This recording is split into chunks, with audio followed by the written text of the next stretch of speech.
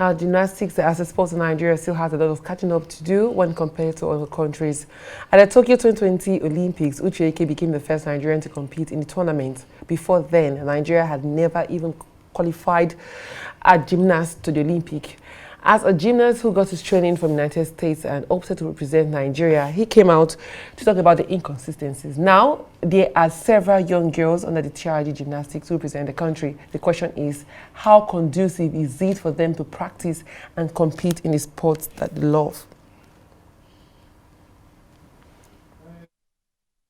Now joined by the founder of the TRG Gymnastics and coach, Tony Asuquo. Thank you so much for joining us on the show. Yeah, thanks for having me. It's good to be here again. Yeah, there's a lot happening in gymnastics, obviously, and we have a lot of young athletes representing Nigeria at different levels. We know that there's just a few sports that the country concentrates on when it comes to tournaments and all of that.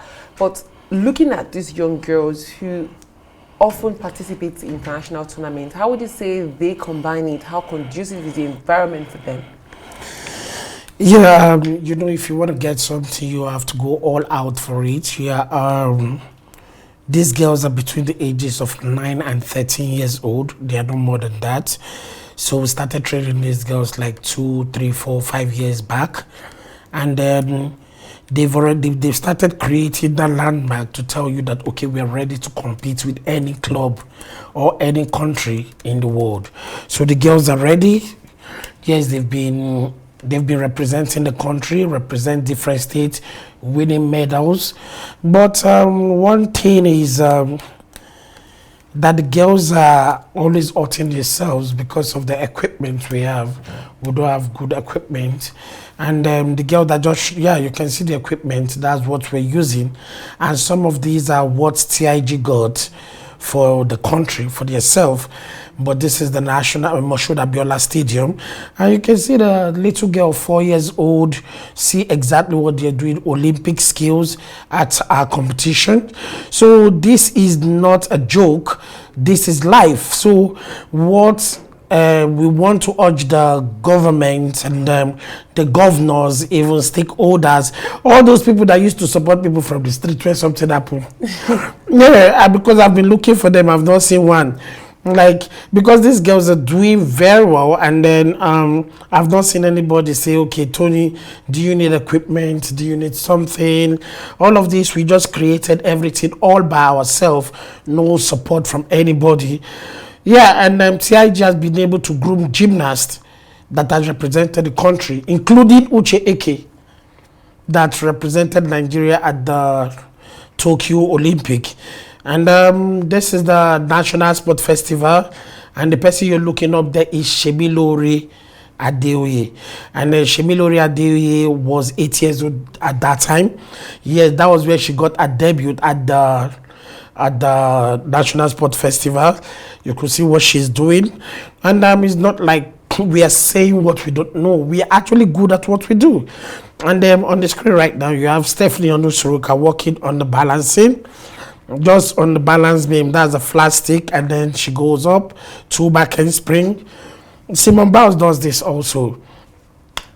And this is what we do, and you can see for yourself. I don't have to talk much, but all we need is the support.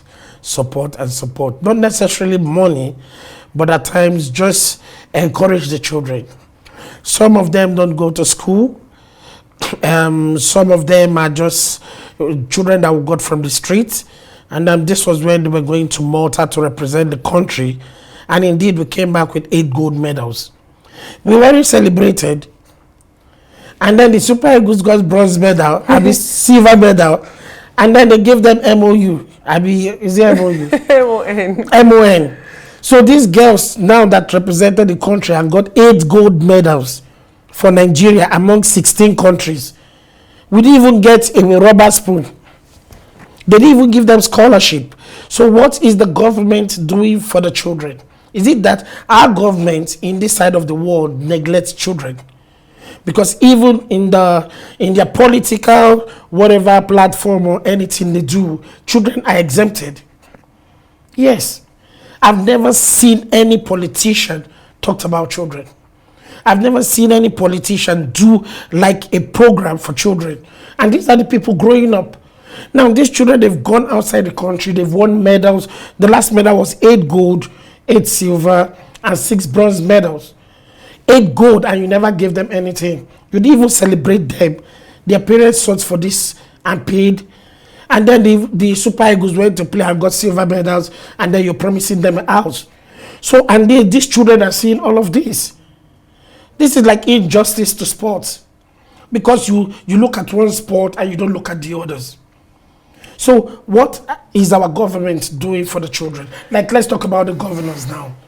It is only the governor of Osun State, Adeleke, His Excellency Adeleke. He just called us down that he wants to sponsor Shemilori for a training tour in South Africa for 2 years. So what are the other governors doing? Muya Kwaranga became the best gymnast in the Northeast just last week. Nobody said anything about it. They paid their transport, the rigs to travel all the way from Abuja to Bauchi State. So my own surprise is, are these people watching? For gymnastics as a sport, we know football has its own level of acceptance, definitely. Yeah, sure.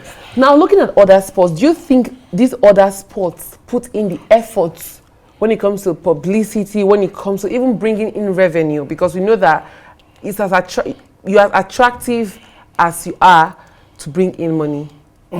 It is all about publicity. Who is publicizing these children? Nobody. Who is even looking at them? Nobody. Who have said anything about these kids? Nobody. Have you called for scholarship for the children? Nothing has been done about that, and these children kept winning. Stephanie Onosuruka won her first gold medal when she was in South Africa when she was 8 years old. She came back and competed in the same South Africa.